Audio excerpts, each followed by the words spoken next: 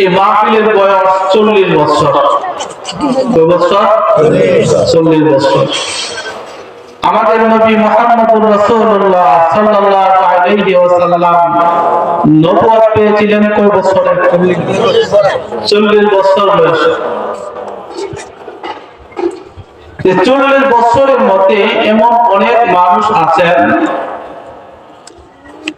যারা ইতিমধ্যে এই মাহফিলের নিয়মিত শ্রোতা ছিলেন, কিন্তু এখন দুনিয়াতে নাই।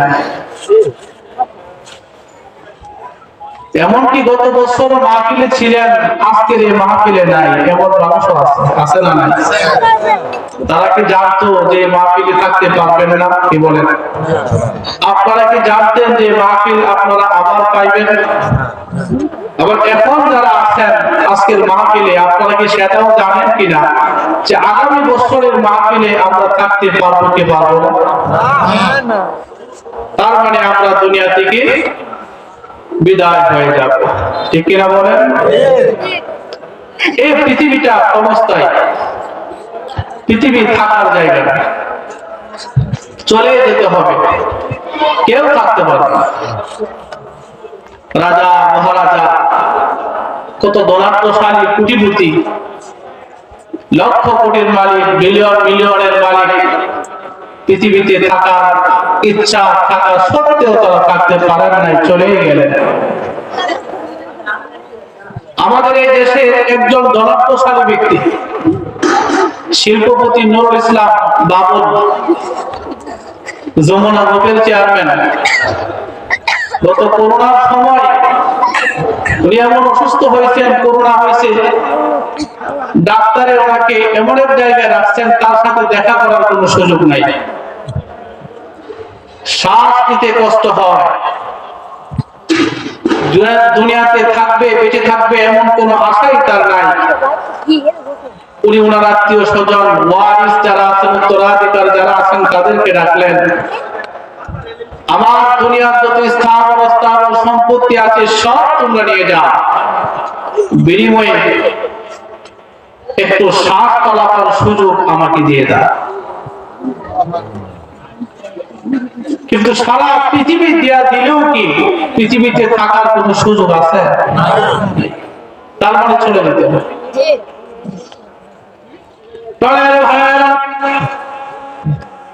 আল্লাহ রাব্বুল আলামিন কুরআনুল কারীমে বলছেন, কুল্লু নাফসিন যায়িকাতুল মাউত, প্রত্যেকটা প্রাণীকে মৃত্যুর স্বাদ গ্রহণ করতে হবে।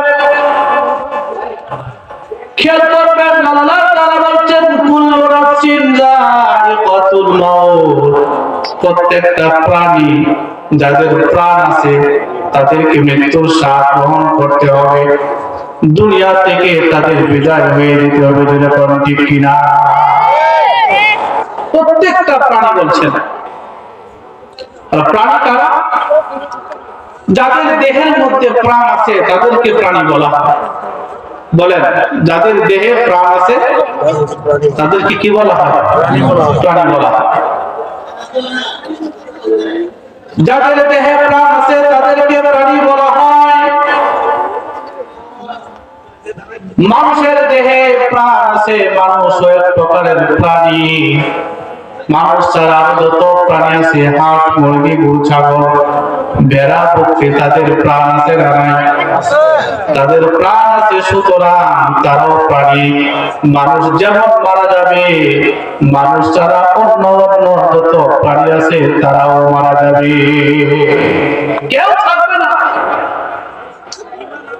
কিন্তু আল্লাহ তাআলা সমস্ত প্রাণীর মধ্যে একটা প্রাণীকে সবচেয়ে দামি বানাইছেন, সবচেয়ে মূল্যবান করে আল্লাহ তাআলা সৃষ্টি করেছেন।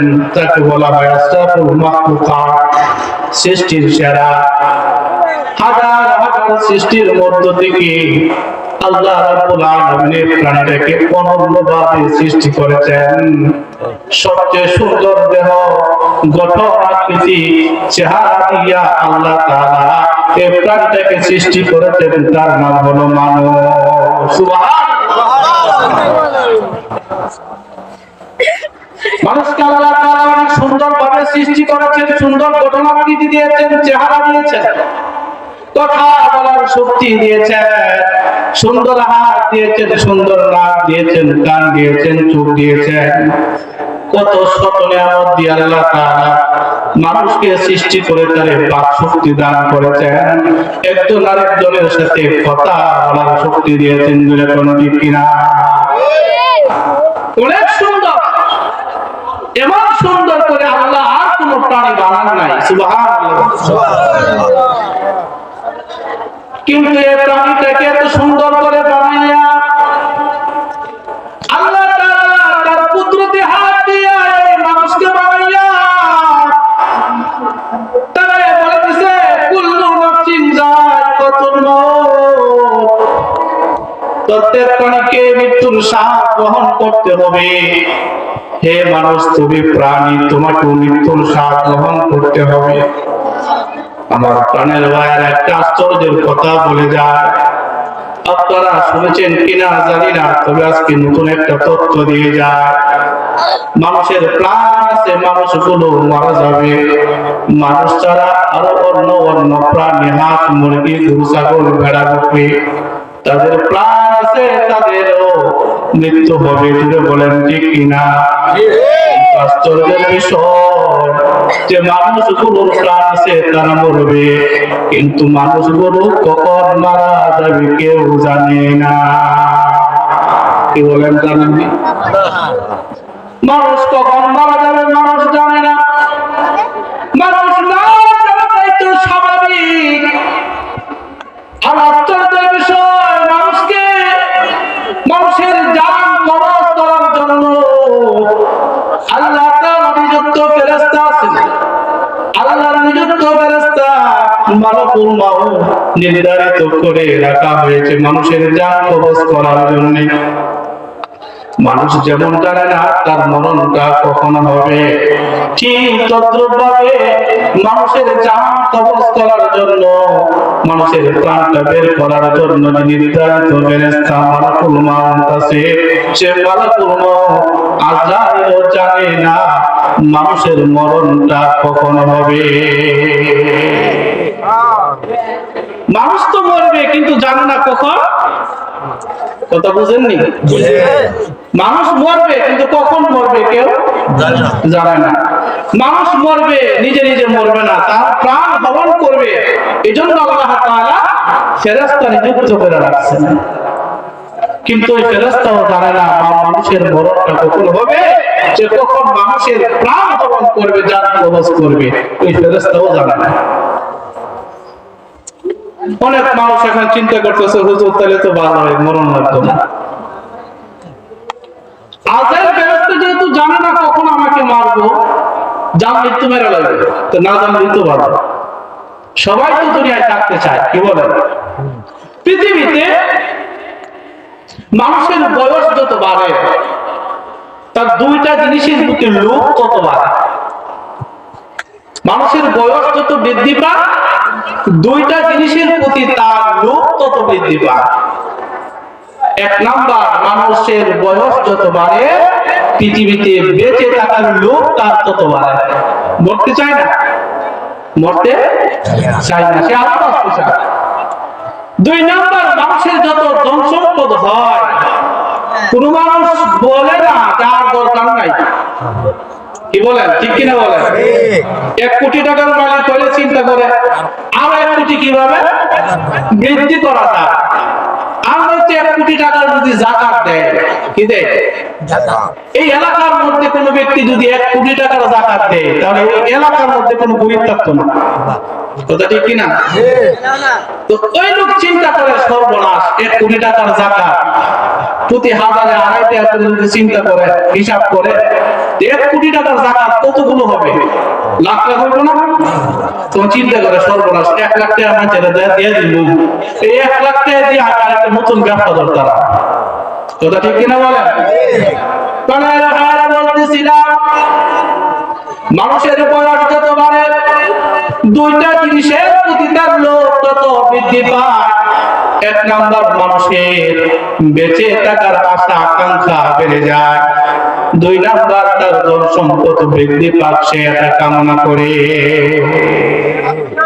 এজন্য তারা বলে হুজুর আজরাইল ফেরেশতা যেহেতু জানে না, আমরা জানানো দরকার নাই, আবার মরণ লাগতো না, আবার খবর যেহেতু সে জানে না কখন মারবো, আমি দুনিয়াতে আরো কিছুদিন বেঁচে থাকতে পারবো না, কোনো সুযোগ নাই।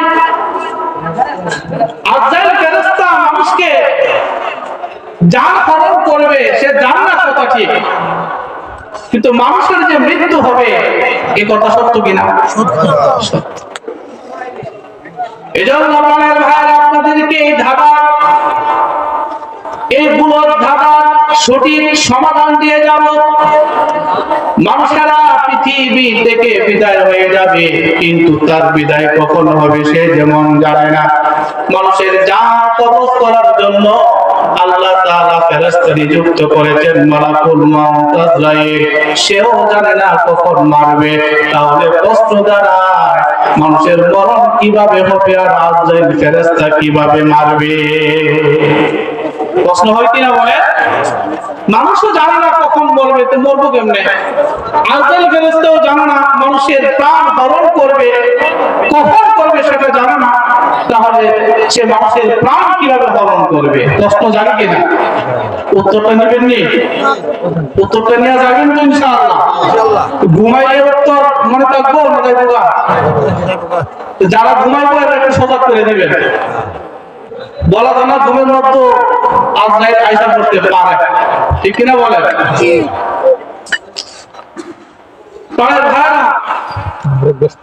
মানুষের মরণটা কিভাবে আসে এটা জানার আগে মানুষের জীবনটা কিভাবে পৃথিবীতে রয়ে গেছে, মানুষ কিভাবে বেঁচে আছে সেটা জানা খুবই দরকার। জীবন সম্পর্কে জানতে পারলে তার মরণ সম্পর্কে জানা অটোমেটিক সহজ হয়ে যাবে। কারণ যে জিনিসের অস্তিত্বই নাই তার নিয়ে কথা বলার কোনো দরকার নাই। যার জীবনই নাই তার মরণ উপনীত। কি বলেন বাবাজিরা? যার জীবন নাই তার কি নাই? জীবনই নাই, তার মরণের কোনো বস্তুই নেই। জীবন থাকলে তার মরণ হবে, জীবন থাকলে মরণ হবে। তাহলে মানুষগুলো পৃথিবীতে কিভাবে বেঁচে আছে একটু জানি আমরা।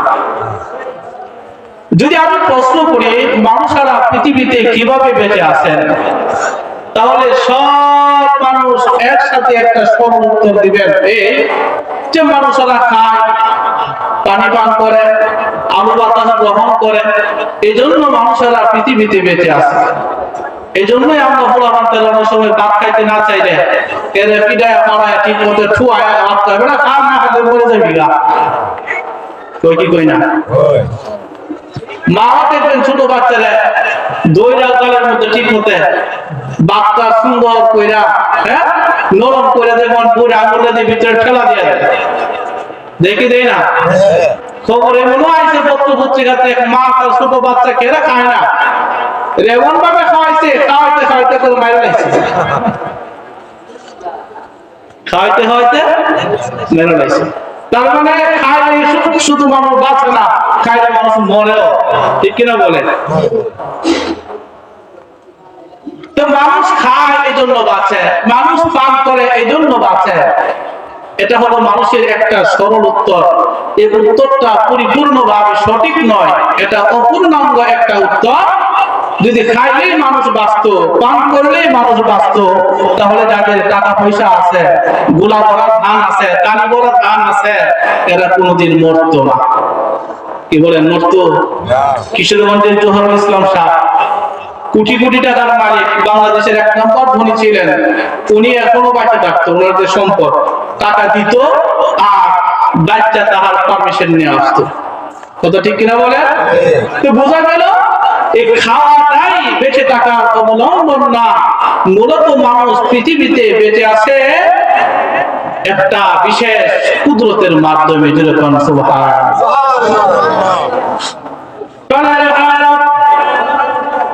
আল্লাহ রাব্বুল আলামিন পৃথিবীতে মানুষগুলোকে কেন বাঁচিয়ে রাখছেন? মানুষেরা খায়, মানুষেরা পান করে মানুষের অক্সিজেন গ্রহণ করে জন্য মানুষগুলো বেঁচে আছে। কারণের ভাইরা কিন্তু এই যে বেঁচে থাকা অবলম্বন খাবার খাওয়া এটা মানুষের বেঁচে থাকার একটা উপকরণ, পানি পান করা মানুষের বেঁচে থাকার একটা উপকরণ, শ্বাস প্রশ্বাস গ্রহণ করা মানুষের বেঁচে থাকার একটা উপকরণ। এই উপকরণগুলো মানুষের কাছে এমনি এমনি আসতে পারে না। মানুষের বেঁচে থাকার উপকরণ খাবার পানি অক্সিজেন গুলো মানুষের কাছে যেন আসতে না পারে একটা অদৃশ্য গোপন শত্রু বাধা সৃষ্টি করে।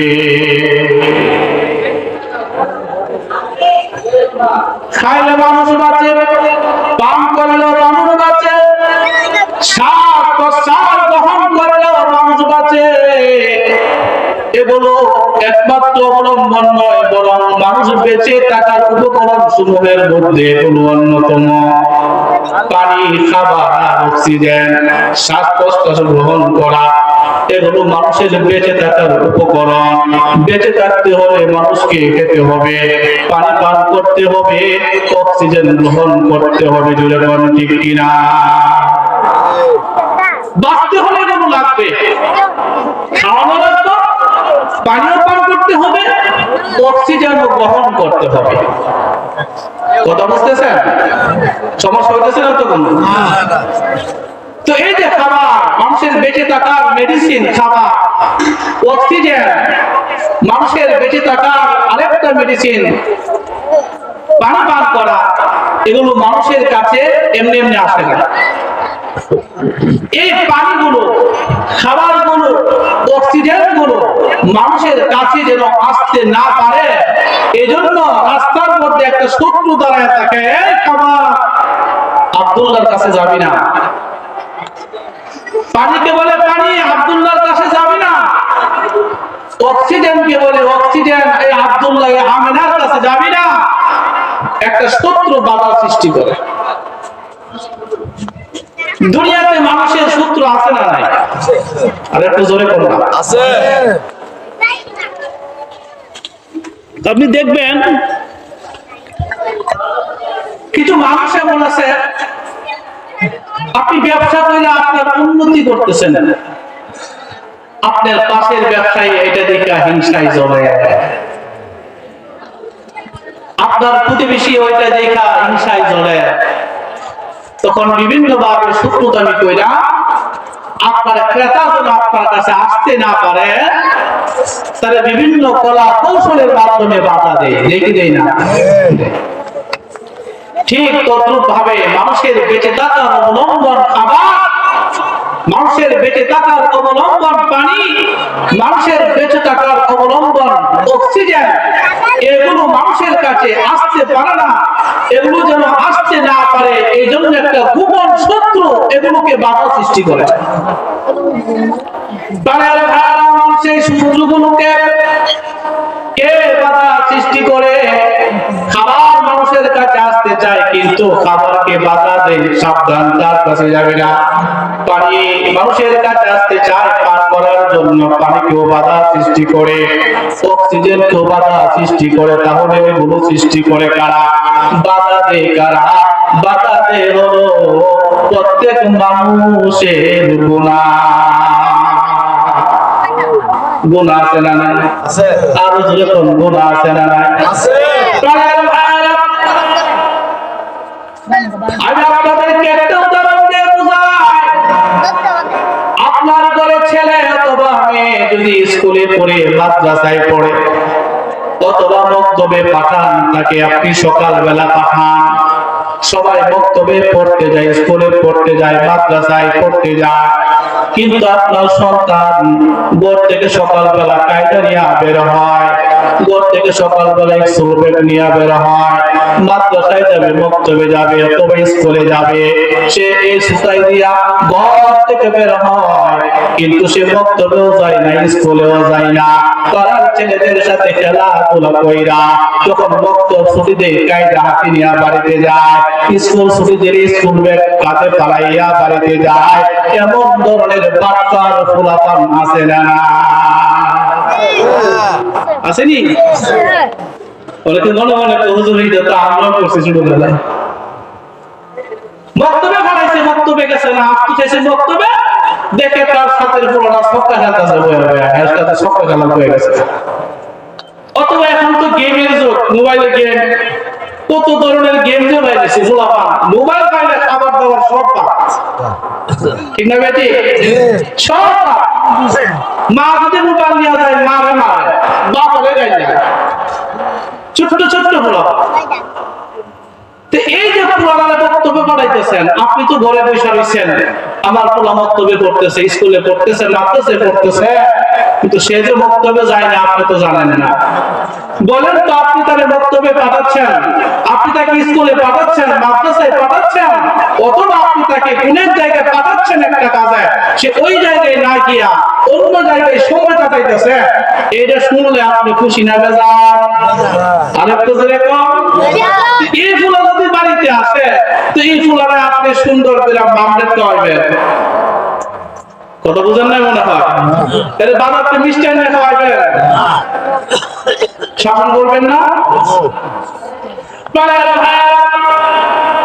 এই যে ছেলেটা মক্তবে যাওয়ার কথা ছিল, স্কুলে যাওয়ার কথা ছিল, স্কুলও গেল না, মক্তবেও গেল না, কিন্তু মক্তব ছুটি হইলে কায়দানিয়া বাড়িতে গেল, স্কুল ছুটি হইলে স্কুল ব্যাগ কাঁধে ঝুলাইয়া বাড়িতে গেল। একদিন, 2 দিন, 3 দিন, এভাবে একদিন আপনি ছেড়ে ফেললেন, আপনার সন্তানটা স্কুল ফাঁকি দেয়, মাদ্রাসা ফাঁকি দেয়, মক্তব ফাঁকি দেয়, ঠিক মতো মক্তবে যায় না, আপনি তখন সন্তানের উপর রাগান্বিত হয়ে যান। ধরে বলেন ঠিক কিনা? আপনি কেন রাগান্বিত হইলেন? সন্তানের প্রতি আপনি কেন রাগান্বিত হইলেন? কারণ এই সন্তানের প্রতি আপনার অনেক অধিকার আছে।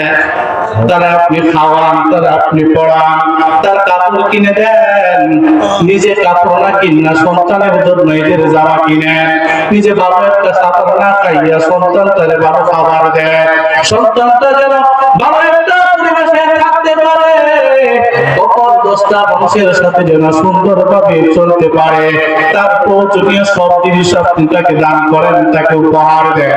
এত কিছু করার পরেও আপনার সন্তানটা আপনার কথা শুনে নাই, এই জন্য আপনি রাগান্বিত হয়ে গেলেন। আপনি আপনার স্ত্রীকে বললেন, স্ত্রী, তোমার সন্তান মক্তব ফাঁকি দেয়, স্কুল ফাঁকি দেয়, মাদ্রাসা ফাঁকি দেয়, তার কিন্তু আজকে খবর আছে, সাবধান, সে যদি বাড়িতে আসে এই বাড়ির খাবার দাবার তার জন্য বন্ধ। ঠিক কি বলে? তার খাবার বন্ধ, তার কোনো খাবার নাই, তার সাথে রাগ। সাবধান স্ত্রী, তুমি যদি এই পুরানো খাবার দিবা তোমার করতে বাড়ি করে দেবে, ওই কিনা কেন? ওই পোলা কথা শুনছে না, বাপ রাগান্বিত হয়ে গেছে। ওই রাগান্বিত কেন হইলো? এই পোলাটাকে বাপে খাওয়ায়, বাপে কাপড় কিনা দেয়, বাপে তার প্রাইভেটে টাকা দেয়, এই মেয়েটাকে কুচির করার টাকা দেয়, এরপরও যখন মেয়ে কথা শুনে না, বাবার কথা শুনে না, সন্তানটা কথা শুনে না, এই জন্য বাবা রাগান্বিত হইয়া তার খাবার দাবার, পোশাক দেওয়া, স্কুলের বেতন দেওয়া, কোচিংয়ের প্রাইভেটের বেতন দেওয়া বন্ধ করে দেয়। কোন ঠিক কিনা?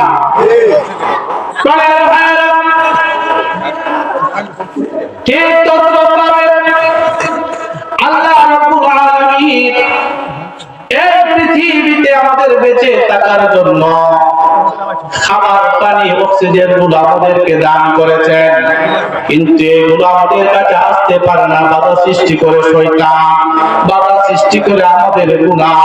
আমার ভাইরা, আমরা যে গুনাহগুলো করি, এই প্রত্যেকটা গুনাহ করার কারণে গুনাহগুলো তাদেরকে বাধা সৃষ্টি করে। একজন সুদের পেছনে সুদ খাওয়া হলো না, একজন ঘুষখোরের পেছনে ঘুষ খাওয়া হলো না, একজন মদখোরের পেছনে মদ খাওয়া হলো না। এটাই হলো বাধা সৃষ্টি করে।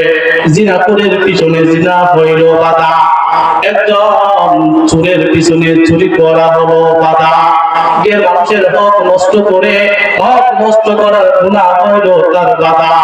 এভাবে কেউ যে কোনো অপরাধ করে প্রত্যেকটা অপরাধ হইল মানুষের বেঁচে থাকার অবলম্বন খাবার পানি অক্সিজেন গুলোকে মানুষের গুণাগুলো বাধা সৃষ্টি করে। খাবারগুলো মানুষের মাঝে আসতে পারে না। এই গুনার কারণে মানুষের বেঁচে থাকা অবলম্বন খাবার অক্সিজেন পানিগুলো আসতে পারে না। তথাপিও আমার আল্লাহ রাব্বুল আলামিন দয়া করে মায়া করে সব বাধা বিপদ থেকে এড়াইয়া সব কিছুকে ভুলে গিয়া পৃথিবীতে বেঁচে থাকার জন্য আমাকে আপনাকে বেঁচে থাকার জন্য আল্লাহ তাআলা একটা কুদরতি ব্যবস্থা কায়েম করেছেন। সেই কুদরতি ব্যবস্থার নাম হইল হায়াত বা জীবন। কারণ গুনার কারণে আমরা কারণ পাওয়ার বুঝি না। আমরা যে গুনাহ করি এই গুনাহের কারণে কোনো খাবার পাওয়ার সুযোগই আমরা না।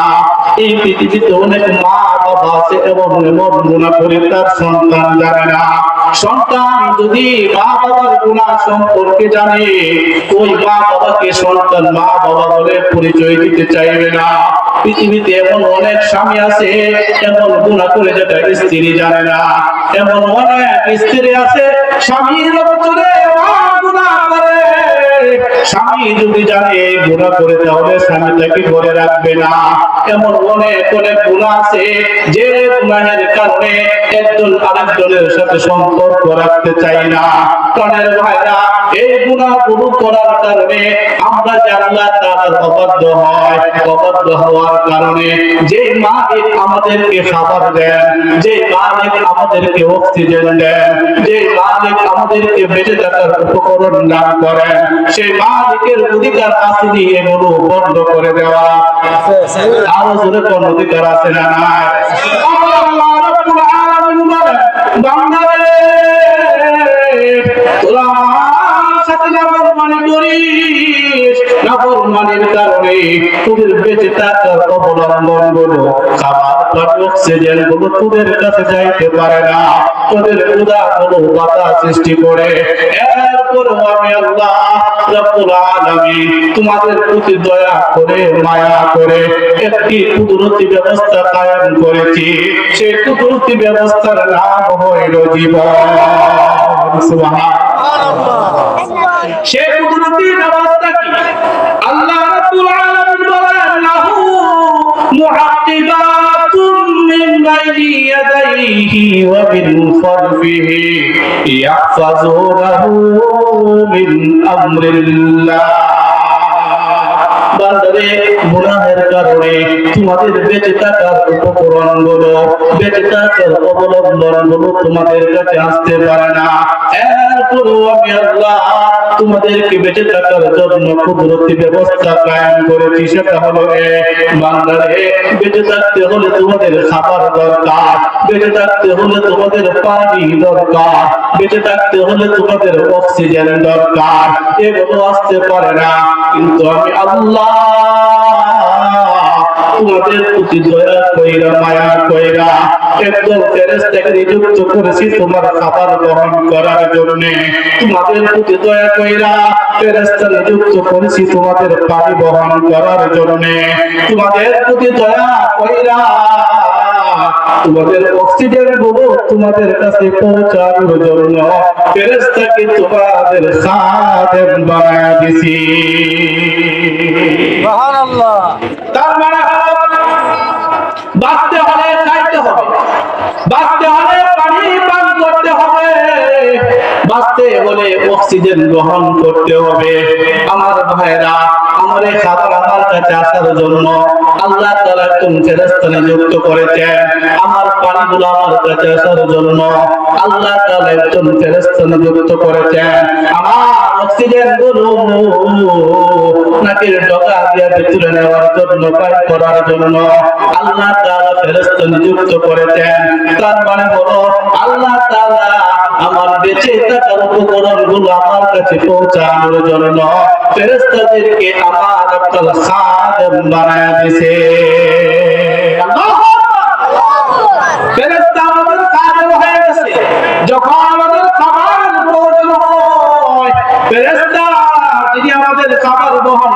সঠিক টাইমে আমাদের খাবার আমাদের কাছে চলে আসে, যখন আমাদের পানি পান করার ইচ্ছা হয়, আল্লাহ তাআলা ফেরেশতার মাধ্যমে আমরা পানির ব্যবস্থা করে দেন। যখন আমাদের নাকের ডগা দিয়া অক্সিজেন গ্রহণ করার দরকার হয়, আল্লাহ তাআলা কুদরতিভাবে ফেরেশতাকে পাঠিয়ে দেন শ্বাস প্রশ্বাস গ্রহণ করার জন্য। সুবহানাল্লাহ। এই যে শ্বাস প্রশ্বাস গ্রহণ করি,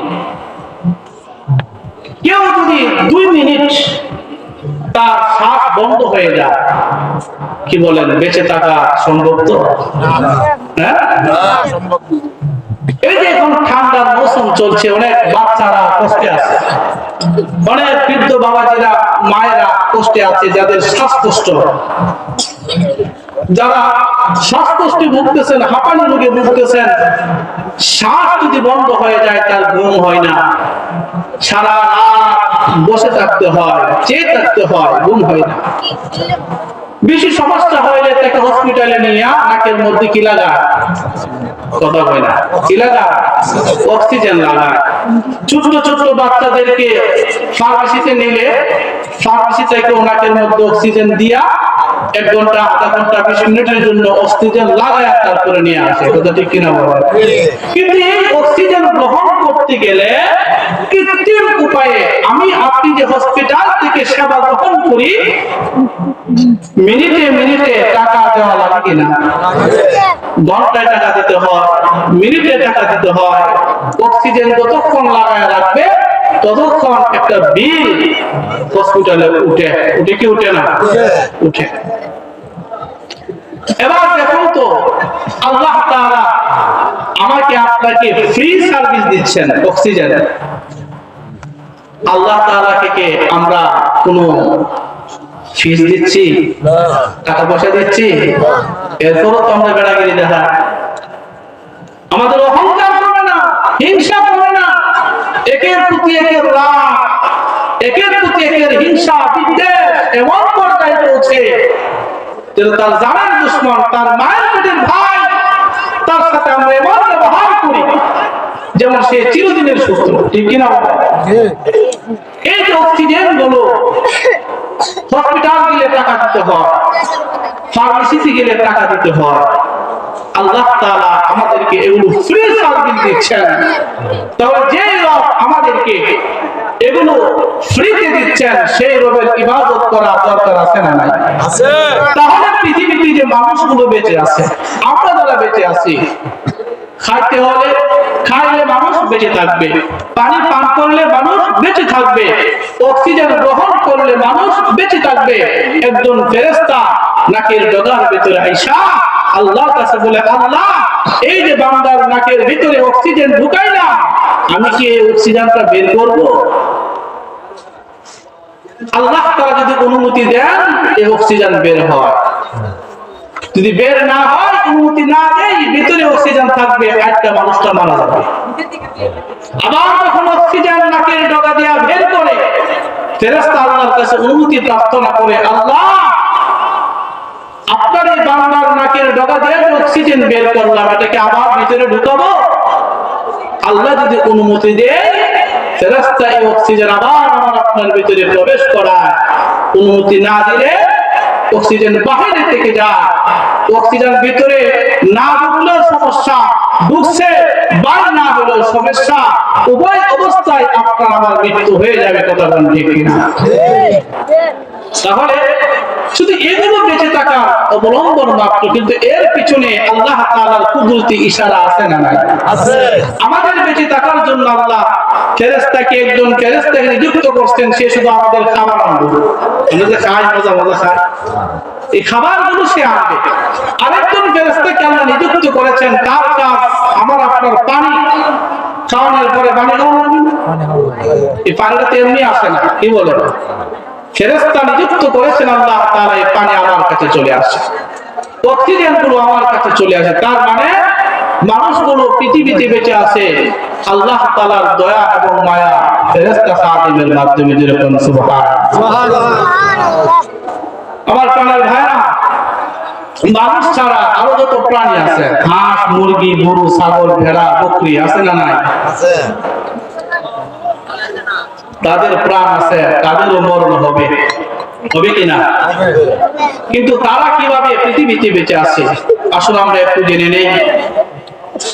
মানুষ ছাড়া অন্য অন্য যত প্রাণী আছে, হাঁস, মুরগি, গরু, ছাগল, ভেড়া, বকরি, সাপ, বিচ্ছু, এগুলো বেঁচে থাকার জন্য তাদেরও খাইতে হয়, তাদেরও পানি পান করতে হয়, তাদেরও অক্সিজেন গ্রহণ করতে হয়।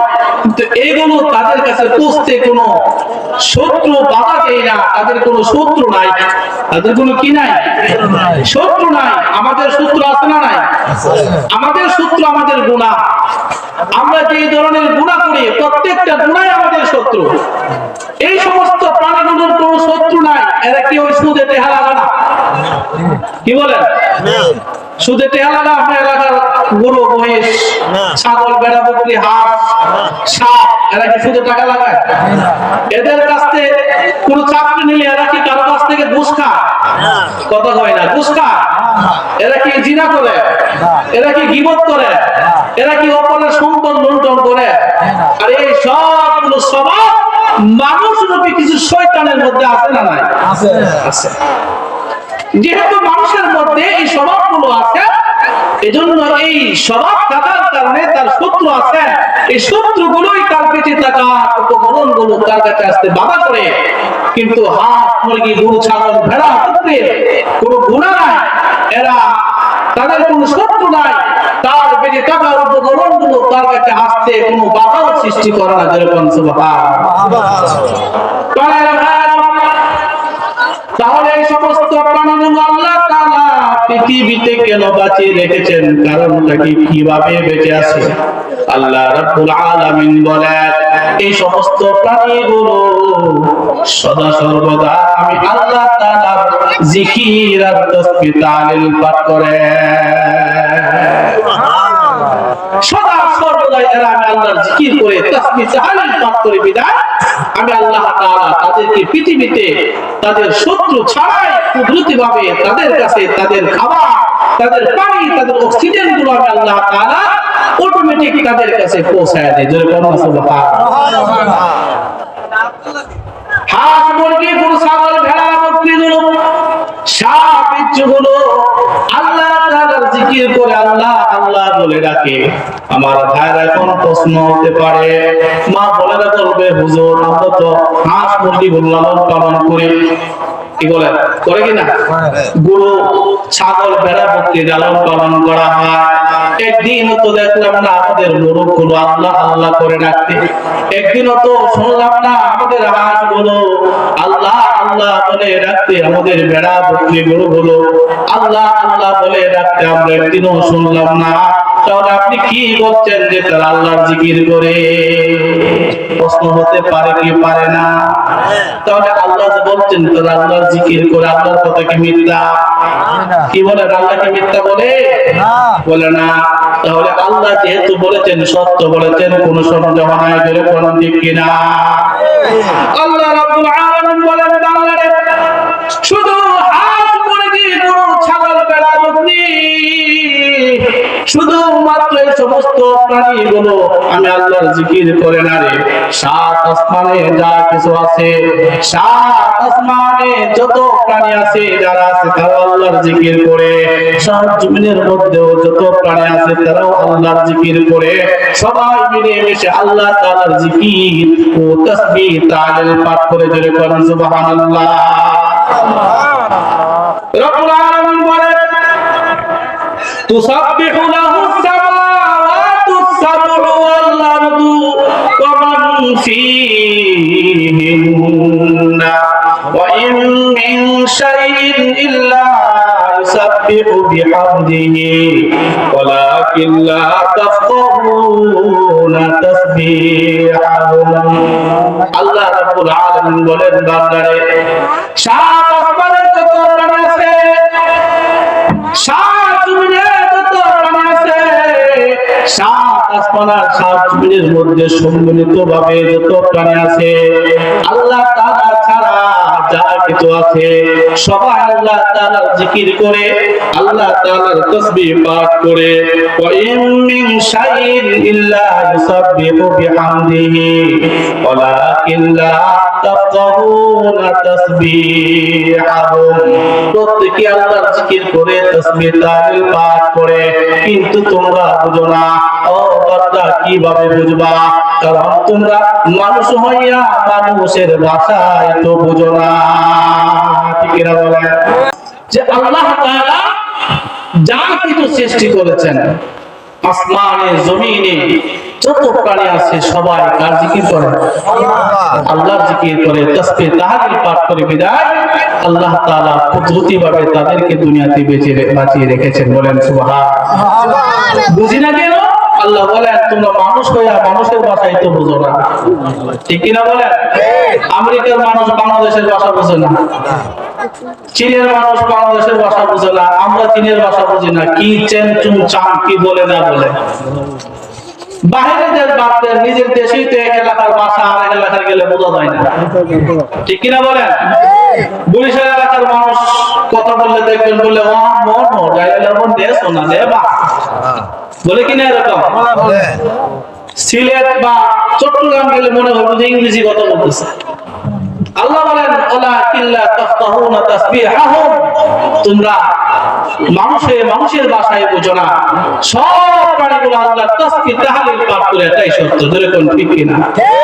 কাজী মানুষ ছাড়া সব প্রাণী তাসবিহ তাহলিলের মাধ্যমে আল্লাহর ইবাদত করে, আর মানুষকে আল্লাহ তাআলা ইবাদত করার একটা পদ্ধতি দিয়ে দিয়েছেন। ওই পদ্ধতি অনুযায়ী মানুষ আল্লাহর ইবাদত করবে। ঠিক কিনা বলেন? তাহলে আমাদের মৃত্যু হবে কিনা? মৃত্যুর পরবর্তী জীবনের জন্য এই দুনিয়ায় থাকতে আমাদের কামাই করে যাইতে হইব, নেক আমল করতে হবে। ঠিক কিনা? আল্লাহ তাআলা আমাদের সবাইকে তৌফিক দান করুন। সবাই